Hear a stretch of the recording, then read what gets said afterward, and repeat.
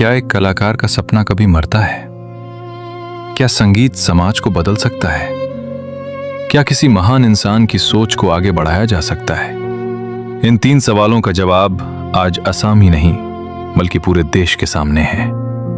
शुक्रवार 2 जनवरी को महान संगीतकार जुबीन गर्ग की पत्नी गरिमा सैकिया गर्ग ने एक बड़ा और भावनात्मक फैसला लिया।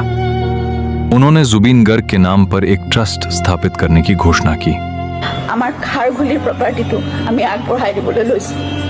ताकि संगीत, संस्कृति, प्रकृति और सामाजिक सेवा के क्षेत्र में उनके सपनों को आगे बढ़ाया जा सके।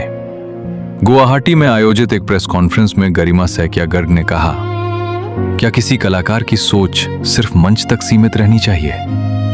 इसी सवाल के साथ उन्होंने बताया कि परिवार, रिश्तेदारों और जुबीन गर्ग से जुड़े अलग अलग क्षेत्रों के लोगों से सलाह के बाद यह फैसला लिया गया। अब सवाल उठता है, इस ट्रस्ट की जिम्मेदारी कौन संभालेगा? उन्होंने जानकारी दी कि इस ट्रस्ट की देखरेख जुबीन गर्ग के चाचा मनोज बार ठाकुर, वरिष्ठ पत्रकार गौतम शर्मा और पुलिस अधिकारी पार्थ सारथी महांता करेंगे। ट्रस्ट कहां से काम करेगा? यह भी साफ किया गया कि प्रस्तावित जुबीन गर्ग ट्रस्ट खारघुली स्थित उनके निवास स्थान से संचालित होगा। गरिमा सैकिया गर्ग ने एक और अहम सवाल खड़ा किया, क्या प्रकृति और युवा प्रतिभाओं की रक्षा आज की सबसे बड़ी जरूरत नहीं है? उन्होंने बताया कि यह ट्रस्ट प्रकृति संरक्षण, युवा कलाकारों को बढ़ावा देने और जुबीन गर्ग की रचनाओं के बौद्धिक संपदा अधिकारों के वैज्ञानिक संरक्षण पर काम करेगा। इतना ही नहीं, क्या जुबीन गर्ग के योगदान पर शोध होना चाहिए?